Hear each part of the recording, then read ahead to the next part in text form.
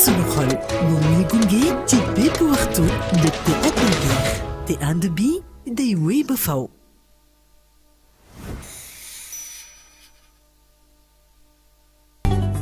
Un grand merci à Presseya mi ñuy gunge ci jàngat bi tey jëlee dañuy ànd ak Gamdi Niang nekk ingénieur de conception expert en géotechnique président ALBEC mooy association des laboratoires et bureaux d'études géotechniques ñu ngi lay nuyu di la dalal jàmm monsieur Niang. maa ngi lay nuyu di la sant soxna Ndiaye. jërëjëf alors lii tax tey suñu waxtaan bi mooy gis nañu fan yi jéey yi xew ci réew mi daanaka mosu fee jóge sax mais bu ci mujj mooy Touba benn immeuble boo xam ne dañ ko doon tabax mu màbb gis nañ sax ne def ngeen ci benn communication di fàttali principe yi ak normes yi nga xam ne moom lañ war a topp bu ñuy tabax ak lu ni mel mais dégg nañ ki nga xam ne moo santaane tabax bi moom nee na ki ñu dénkoon liggéey bi nee na ku xarañ la. nee na moom ci boppam tam ay matériaux de construction yu baax la jënd donc finalement dañuy taxaw sax di laaj kon lu mel ni bu amee kon lan moo ko waral bu fekkente ni ñoom nee nañ kii tabax ku xarañ la et puis matériaux yi tamit yu baax la. damay commencer di remercier TFM. ci invitation bi parce que sujet bi sujet bu am solo la. di masawu ñi nga xam ne ñoom la seen bakkan rot foofu ndax loolu lu mën a ñàkkal suñu dëkk. Sénégal. waaw xam nga construction dafa am ay normes te dafa am ay phases bu nit comme su nekk état wala mu nekk particulier wala promoteur immobilier bu taxawee ne dafay tabax benn édifice dafa am ay étapes yoo xam ne foofu la war a jaar étapes yu njëkk yi dafa nekk ay étapes yoo xam ne c'est des démarches administratives mooy li nga xam ne architecte day defar plan dessiné ko nga dem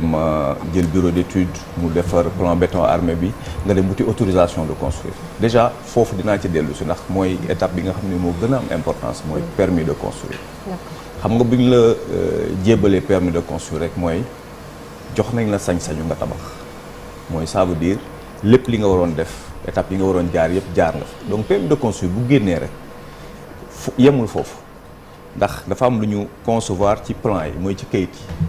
waaye li nga xam ne moom la ñuy def ci terrain bi est-ce que méngoo naag li nga xam ne moo nekk ci kayit yi su boobaa état wala service décentralisé ñooy am ay points de contrôle yoo xam ne lépp li nga xam ne ñu ngi koy def ci chantier bi ñu vérifier ko xam nga mi ngi wax waxu fer importé wala fer local ciment 42,5 wala ciment 32,5 loolu yëpp dafa am fu ñu ko war a bind ñu ne fer bi ñu war a am lii la war a am comme résistance fer bi nag am na ñoo xam ne dañoo war a ñëw ci chantier bi di ko vérifier du ñëw na jënd na feeram indi ko kenn xamul ban résistance la am loolu yëpp dafa am réglementation boo xam ne moo ëmb loolu yëpp te souvent loolu mooy def défaut. alors moom encore une fois gis nañu ni c'est pas la première fois ndax fan yii la weesu fii ci Ngor tamit am na fa lu fa xewoon dañoo ne société bi doon jéem a gas di tabax à côté moom moo waraloon bâtiment bi daanu et puis c'est la même société moom la ñu incriminé nii chaque fois bu amee dañuy gis ni comme ça a été le cas Touba kilifa yi dañuy ñëw déplacé wu. fàttali ko encore une fois ni que am nañu ay peut-être inspection générale des bâtiments bu fi nekk am na yeneen ak yeneen ay mécanismes yoo xam ne ñoom ñooy war di vérifier di xool di contrôler lan moo tax ñuy retrouver wu tout le temps à constater et puis à faire les mêmes remarques à rappeler les principes à rappeler les normes. waaw man li ma ci jàngat mooy. Sénégal lu bëri xaatim nañ ko ci ay textes ak ay lois suñu problème mooy la mise en application ak respect de ces normes là. suñu bindee benn loi tey état bi def na ay jéego yu bëri ndax en matière de construction code de la construction dañ ko jël changé ko en 2024 am na code bu bees bu génn boo xam ne dañ ne étude géotechnique dafa nekk loo xam ne lu important la bala nga am sa permis de construire da nga war a def étude de sol pour ñu xam tabax bi nga nar a tabax ban type de sol la ndax nga bëgg a tabax Parcelles Assainies wala nga bëgg a tabax fii Almadies wala Bargny wala Diamniadio du benn léegi professionnel bi nga xam ne mooy tabax war na xam ne suuf sii lii mooy ay caractéristiques comme bâtiment bi ma bëgg a tabax su ma ko ci defee lii moo la mën a indi comme cause su boobaa nag mooy li ñuy wax risque géotechnique dañu war a pallier à ces risques là parce que xam nga boo tabaxee édifice muy kër dëkkuwaay wala muy bâtiment boo xam ne ay nit dañ fay nekk muy stade wala ay immeuble dafa am responsabilité tey benn exemple Sénégal garantie décennale assurance décennale dëkk yu mel ni Maroc par exemple boo xoolee 1990 ba 2000 dafa amoon na effondrement de bâtiment mais tey déggatoo ko fa donc il faut ñuy benchmarker xool li nga xam ne marché na ci yeneen dëkk yi. on ne réinvente pas la roue dañuy ñëw ñu xool li nga xam ne mooy dox ñu jël ko. Maroc dañu jël créer benn agence municipale boo xam ne mooy centraliser yëpp bépp permis de construire. tey man su ma bëggee tabax Tëngéej mairie bi moom may jox permis de construire keneen bëgg tabax Diamniadio ñu ne urbanisme ngay dem. donc amul benn organisme bu central boo xam ne mën na xam lii mooy permis de construire. léegi su permis de construire bi génnee entreprise bi bëgg a tabax nga nekk koo xam ne da nga am sa benn xarit wala boo xam ne il a fait 20 ans dans la construction peut-être son mérite mooy yàgg na ci milieu bi. expérience. waaye xëy na am na yenn détails yoo xam ne mënu koo xam professionnel bi moo ko mën a xam donc suñu réglementé nga dem ci yenn dëkk comme Canada dafa am ordre des ingénieurs bala ngaa mun liggéey dans la construction il faut nga affilier ci ordre bi dafa am ay normes. te boo duggee ci ordre bi def loo xam ne naka sudul noonu la y a des sanctions ñun du ñu sanctionner mooy interdiction d'exercer. Maroc par exemple dañu ne constructeur bi kii tabax ingénieurs yi tabax ils sont pénalement responsables pendant 10 ans donc loolu c'est des garde-fous yoo xam ne bu ñu ko tegee bu la leeree ne boo tegee sa tànk foo xam ne waruloo ko fa teg dara fekk la ci mais di nga def attention. mais bu ñu jëlee cas spécifique Touba parce que bu ñu xoolee en 2024 les gens ont répertorié 1000 bâtiments menaçant ruine dont 627 à Dakar. yooyu mën nañu jàpp ni sax ay tabax yu yàgg la yu nga xam ne commencé nañu am nañu mel mais lii tabax bu yeggagul la bu yees tàq bu nga xam ne sax pareegul mu daanu. boo xoolee ça pose problème. bu ma dellusee ci li xew Ngor. xam nga Ngor dafa am ku ñëw di tabax à côté d'un bâtiment existant mu gas déstabiliser bâtiment bi nga xam ne moo nekk ci wet bi. c'est le même c'est le même. booy gas sous-sol dafa am étude boo xam ne da nga ko war a def géotechnique mooy G1 2 3 4 ba 5. d'accord étape bu nekk am na étude boo war a def tey bu fekkee ne da nga tëb yenn étape yi ñëw nga ubbi benn fouille boo xam ne warloo ko ubbi il a créé un problème ci koo xam ne xëy na yoonam nekku ci parce que c'est un bâtiment qui était existant mais su ma revenir ci li ngay wax bâtiment bu nekk en cours de construction amul benn raison valable bu bâtiment bi war a mën daanu man xool naa photo yi j'ai essayé d'analyser le bâtiment mais boo xoolee structurellement foofu du waxu sama avis la du yëfu suuf mais problème de malfaçon sur le bâtiment da ngay xool poto yi boo xoolee rez-de-chaussée bi moo commencé dem accompagner mu mel ni comme un château de cartes boo xam ne dafa wàcc booy construire un bâtiment béton bi ci boppam boo ko couler dafa am temps de maturation boo xam ne daf ko war a topp bu ñuy def bâtiment dañ naan RC 28 résistance à la compression à 28 jours moom la ñuy calculer donc yow soo couler da nga war a bàyyi béton bi balaa nga koo décoffrer muy wow jël prise ba am résistance bi nga xam ne moom la ñu ciy laaj ngay doog a tegaat beneen niveau donc loolu aussi ça peut être un problème beneen bi mooy problème de matériaux béton bi ngay jaxase noonu en fait c'est pas quelque chose boo xam ne c'est une cuisine noonu dafa am ay règles dosage dafa am ay règles que ngay def bâtiment rez-de-chaussée wala ngay def 15 étages ingénieur bi nga xam ne moo dessiné moo def plan béton armé bi am na benn résistance boo xam ne dafa naan par exemple 25 MPa wala 30 MPa la considéré comme hypothèse yow bu fekkee yow bi ngay tabax li nga tabax 15 MPa wala 20 MPa lay considéré ça veut dire que bâtiment bi amul structure boo xam ne mën na soutenir loolu. dégg naa ministre bi muy wax mu ne ci juróom-ñetti weer rek la ñu tabax bâtiment bi est-ce que durée boobu am na ci solo par rapport ak résistance bi bâtiment bi war a am. xam nga tout dépend de la technique de construction bi ngay teg am na ñoo xam ne préfabriqué la ñuy utiliser bu fekkee dafa jël ay poutres ak ay poteaux yoo xam ne dañ ko préfabriqué en usine mu ñëw monter ko fekk na am na état de maturation bi ba pare mais bu fekkee da ngay construire avec du béton frais li ñu woowee béton frais da nga koy defar léegi tabax ko léegi dafa am ay par exemple une dalle bala nga koo décoffrer sax da nga war a xaar mu am maturité ba mu mat nga doog ko décoffrer parce que bâtiment dafa am li ñuy wax squelette poutre poteau fondation plancher yi loolu moo téye bâtiment bi boo ñëwoon fii toj muru bâtiment yi yëpp poteau yeeg poutre yi dina ko téye parce que loolu mooy squelette bi mais dafa am ay règles yoo xam ne souvent dañ koy jéggi et c'est ça qui amène les problèmes. mën nañu instabilité yeneen yoo xam ne day indi problème yi moo nekk da ngay gis koo xam ne fondement bi benn étage la wala sax du baax mu dem di yokk yokk ci yeneen yooyu nga xam ne day indi surpoids bi daal ciy gën a teg beneen bi ñu ci topp gis nañ fi bëri na ay école de formation kon ay IST ak yeneen yu nu mel yoo xam ne nguur gi moom moo leen moom université est-ce qu'on a assez de géomètre kon yi ngeen xam ne géotechnicien ak géologue yi bëri nañ ci réew mi pour yu mel noonu tamit ñu ko mën a saytu parce que nit ki day defar bâtiment am il est mu dem jël ingénieur mais nee nañ dafa cher lii dafa cher mais teg ko ba jëy yi daal la ciy toog loolu aussi beneen problème ci première question bi nga wax par rapport aux fondations tey man damay def étude géotechnique damay war laboratoire de sol client bi bu ñëwee ne la dama bëgg a def étude géotechnique pour 3 étages li nga koy njëkk a laaj mooy ndax 3 étages nga bëgg a yem est-ce que da nga prévoir extension est-ce que ëllëg da nga bëgg tout le monde sait que moment bi ngay tabax peut-être am nga benn budget mais quelque temps après peut-être di nga amaat budget boo xam ne da lay permettre donc loolu il faut ñu prévoir c'est-à-dire quand le client bi dafa bëgg a def 3 niveaux nga ne ko fan nga bëgg a yem après te loolu du ça ne vient pas du hasard dama koy rappeler règlement d'urbanisme dafa am c'est-à-dire zone bi ngay tabaxee état war na mën na wax ne quartier bi kenn mënu fee def 15 étages wala kenn mënu fee def 10 wala 8 étages la yem wala 7 la yem boo demee ci yeneen dëkk yi même booy peinture sa kër am na zone yoo xam ne peinture bi sax dañ la koy imposer pour harmoniser parce que tamit c'est un état c'est un cadre de vie c'est un cadre de vie boo xoolee la ville rose à Toulouse donc loolu état rek moo ko mën a Maroc loolu am na fa ville bu nekk am na identité exactement donc règlement d'urbanisme boobu dañ ko war a vulgariser nit ñi xam ko ngay xëy ne da ngay modifier sa kër da ngay def modification yokk ay étage fekk xamuloo yow ki tabaxoon kër gi fondation yi mu defoon ñaata la prévoir mu prévoir 2 étages nga ñëw teg ci 3 étages wala 5 ci kaw bu amee problème te saa yu amee problème état bi la ñuy wax l'état est responsable.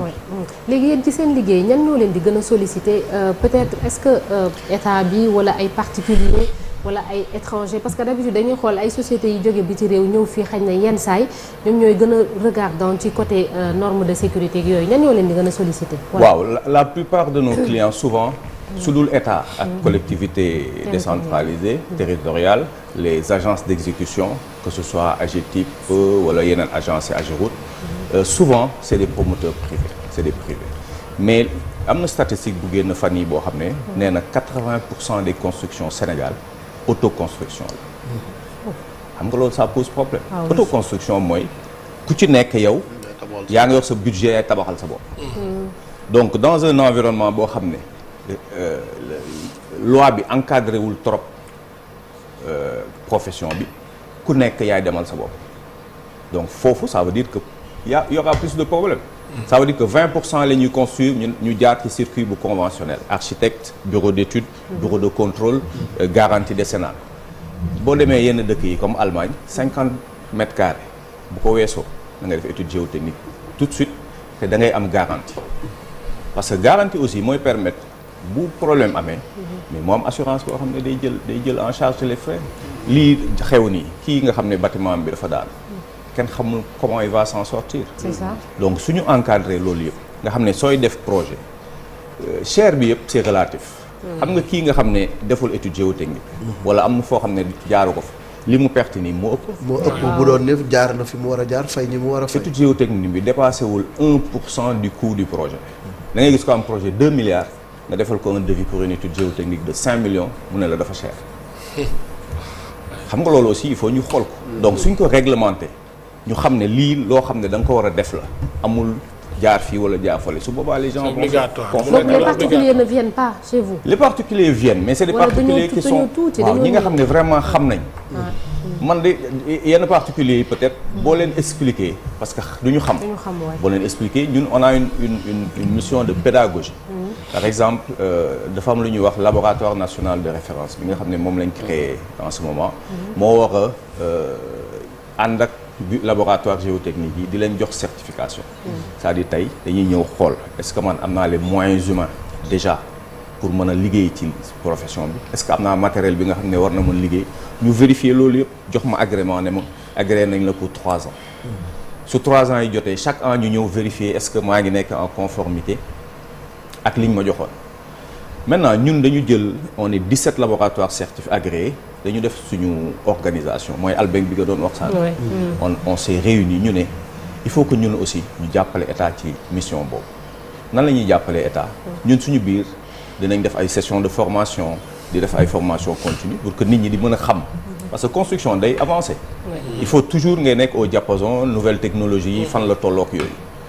ñu am suñu biir comité d'éthique et de déontologie boo xam ne dañuy xool ñun ñi nga xam ne suñu biir lañ nekk est-ce que ñi ngi jalgati est-ce que ñi ngi def li nga xam ne mooy yoon suñu gisee koo xam ne mi ngi jaar foo xam ne waru fa jaar on le met au conseil de discipline et am na ay sanctions yu ñu def mais tant que sanction amul Sénégal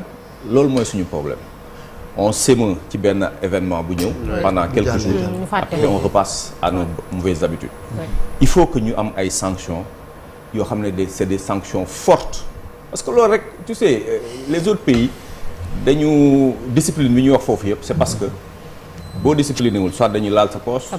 wala ñu teg ci yow loxo mais bu la leeree ne ci loo dugg bu subaa mën nga ci génn mais subaa le problème ne va jamais être réglé. Ne pensez-vous pas monsieur Niang que yéen aussi am na liggéey bu nga xam ne war na leen ci wàllu communication ci wàllu sensibilisation pour que nit ñi am prise de conscience que ne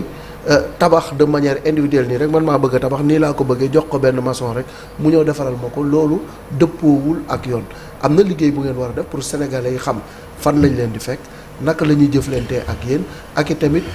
njëg yi parce que ñu ci bari loolu moo leen di ragal loo. wax naa ko keroog ak sama benn collègue ma ne ko ñun dañoo war a génn. waaw foo ngeen génn. il faut qu'on sorte de l'ombre. ngeen toog ci bureau yi rek nag. waaw parce que dañu nekk di teg ci bureau yi di liggéey dans l'ombre mais lépp luy communication wala yooyu du suñu habitude. il faut le reconnaître. mais de plus en plus il faut que ñuy génn aussi li tax ñu commencer di wax sax parce que da ngay gis des fois benn événement am nga gis koo xam ne xam-xamam màccul ci loolu. risque mu taxaw di wax. on s'est dit ci fan la génn. on s'est dit la nature a horreur du vide. su fekkee ñun demuñu pour wax. mais keneen mooy ñëw wax. les gens le font à votre place. voilà les gens le font à notre place donc de plus en plus. on accepte que vraiment il faut qu'on sorte. ñun ñi ngi def démb maa ngi yónnee une dépêche pour APS avec un communiqué. pour relater un peu événement yi nga xam ne am na. génne ay peut-être ébauche de solution. parce que état bi aussi il faut mu am des professionnels yoo xam ne dinañ peut-être génne ay ébauche de solution maintenant li ci des. état moom moo am doole. moom moo mën a ne bon j'ai vu que conseil des ministres du 14 mai le président a instruit. mais il faut que cette instruction là. soit suivie par des effets. tout à fait mu nekk ay actes xam naa ne fi mu ne nii ils sont prêts pour poser des actes. pour que lii mu bañ a nekk loo xam ne affaire Touba bi warul nekk rek problème de fait divers. bâtiment bi daanu noonu fukki nit ak nangam. ñàkk nañ ci seen bakkan ñii blessé nañ ci ça doit aller au-delà de ça. parce qu'il faut qu'on aille vers vraiment un diagnostic sans complaisance de la situation. et puis proposer des solutions tangibles. exactement. alors lu ci mel ni Diamniadio am na ñoo xam ne ñu dañuy indexer qualité sol bi foofu noonu ci ay construction et tout est-ce que ba ñuy def projet boobu noonu bon dañuy yaakaar ni wala dañuy am xel bu rafet ni que état bi defoon na études yi ci war yenn yi soit état bi wala soit les privés aussi promoteurs privés yi nga xam ne ñoom ñoo fa amee ay projets ils ont fait ça mais dañoo dem ba gis ni yenn yi sax maanaam nit ñi bëggatuñ faa dem ndax qualité sol bi la ñuy indexer tout le temps. alors man ni ma jàngatee Diamniadio le nouveau pôle urbain. c'est que c'était un choix politique. lu tax parce que Dakar est saturé. Il fallait ñu gis benn zone d'extension boo xam ne mooy la zone la plus naturellement disponible c'était Diamniadio. alors le problème de Diamniadio mooy li nga wax. dafa am problème mu suuf. li ñuy wax argile gonflante moo fa nekk. c'est-à-dire suuf la boo xam ne bu noor jotee dafay dëgër booy gas construction yi sax day dëgër pour nga gas ko. waaye bu ci pepp ndox duggee rek mu mel ni matelas waaw. donc loolu. moo tax construction yi ñu fay def yëpp par exemple il faut des techniques de construction qui sont différentes des constructions classiques. gis na ñoom dañuy samp ay poteaux yu mag ba pare. mais c'est les fondations profondes da ngay def ay pieux yoo xam ne da ngay dem ba man yi may fay dimensionné ay 14 mètres 15 mètres de profondeur. donc coût fondation bi. dafay nekk coût bu yokk ci projet bi. wala nga dindi suuf bi yëpp indiwaat beneen suuf compacté ko di doog a teg sa bâtiment. donc du coup quand on parle par exemple de logement. on va dire économique social c'est le coût. donc boo bëggee def logement social boo xam ne ki fay tabax. fondation yi rek dafa nar a def peut-être 2 fois wala 3 fois le coût d'une fondation classique. ça pose problème. donc Diamniadio def nañ fa un germe de vie def nañ fa ay infrastructure ak yooyu mais ñi nga xam ne les sénégalais lambda yi nga xam ne dañ fa bëgg a dëkk. tabax seen kër ça pose problème. Ça veut dire que le coût de la construction est élevé. dafa cher benn mooy modernité bi nga dem wax est-ce que jotul tamit ñu daal ciy dem nii ñuy tabaxee nii wute naag boo demee Europe ak yenn yi façon beneen tabaxin léegi gars yi urdu la ñuy jël ak yëpp xam nga bu njëkk ba dañ dem kuuleeg teg yeneen yi est-ce que jaarul tamit ñu daal di xooli modernité bi xool li xew ci àdduna bi tamit ñu jéem ko def suñu dëkk éviter yi nu mel. waaw déjà ñun dañoo bëgg construction en béton. Il faut le dire. am na promoteurs yu bëri yoo xam ne jéem nañ fi indi ay maisons préfabriquées. Ça n'a pas marché. du jàll. parce que dans la culture sénégalaise dañu bëgg kër en li ñuy wax maison en dur en Afrique. mais loolu dafa am ay avantages ak ay inconvénients les inconvénients c'est le coût. tey mën nga def construction boo xam ne construction modulaire la boo xam ne day indi isolation thermique nga xam ne bu tàngee ci biir day sedd da ngay def ay panneaux sandwich yoo xam ne naaj bi ñëwee dina ko mën téye et puis c'est des constructions qui coûtent pas trop cher mais ñun dañu bëgg a tabax couler béton def ay poteaux yu mag ak yooyu c'est le mode de construction bi nga xam ne moom mooy dans la culture donc il faut aussi ñu commencer di informer Sénégalais yi ne leen mais mën nga am dëkkuwaay à un prix qui n'est pas très excessif mais di nga am yeneen confort thermique confort sonore yoo xam ne loolu di nga ci mën a gis sa bopp parce que le Sénégalais lambda amul yenn montants yi pour tabax kër. tout le monde sait que la finalité chez un Sénégalais c'est d'avoir sa maison. C'est le toit. donc loolu aussi état mi ngi ciy def ay jéego parce que mi ngi def ay zones yoo xam ne mi ngi faciliter ak yooyu mais je pense qu'il faut ñu dem comme ni nga wax dans le changement de nos habitudes en matière de construction. inspection générale bâtiment aussi. inspection générale bâtiment. apparemment amoon ay ressources humaines yu doy sax ngir mën a contrôler bâtiment alors que fii gis nañ le boom immobilier bi nga xamante ni moom moo fee muy Dakar et dans les régions loolu aussi naka lañ def pour renforcer ko puisque c'est le travail c'est mooy prévenir. waaw lépp mooy moyen xam nga bu njëkk y avait des li ñuy wax direction des services techniques des communes. communes yi dañu amoon ay direction de service communique avec un directeur de service technique qui était fort avec des équipes boo xam ne parce que pour nga contrôler il faut nga génn dem xool chantier yi comme ni nga wax le boom immobilier chantier yi ni ñu bëree biir Dakar il faut avoir des moyens une équipe boo xam ne dinañ mën mais moyens yooyu su fekkee ne réglementation bi règle na un certain nombre de problèmes contrôle bi day gën a yomb parce que à la base avant ñuy def étude permis de construire am na ay préalable yu bëri yoo xam ne dañ ko war a def 2024 bi mooy code de la construction bi may wax génn na waaye il faut que ñu passer à l'application stricte nga xam ne képp koo xam ne da nga génn ci réglementation boobu ñu mën la teg yoon c'est ça merci beaucoup merci Chérif oui rapidement rapidement Aïcha sànq nee naa la dernière question nga xam nga doo déggee da ngaa dëgër bopp non dama gis nga image bi ñuy wane nii rek sànq gis nañ ko maanaam lu tax nit ñi aussi tàmmun di jëmbat garab maanaam bu ñu tabax aussi di ci boole jëmb garab pour l'écologie quoi taaral parce que Ndakaaru fer ak béton rek nga gis ñuy jug mais les gens ne reboisent pas alors que dafa mel ni ci code bi aussi c'est exigé na waxoon na fi ne kuy tabax au moins ni nga jëmbat garab en tout cas su Macky Sall déggoon nañ ñu waxoon ko fi mais c'est pas le cas les images moom waa gis nañ côté foire bi c'est la même chose.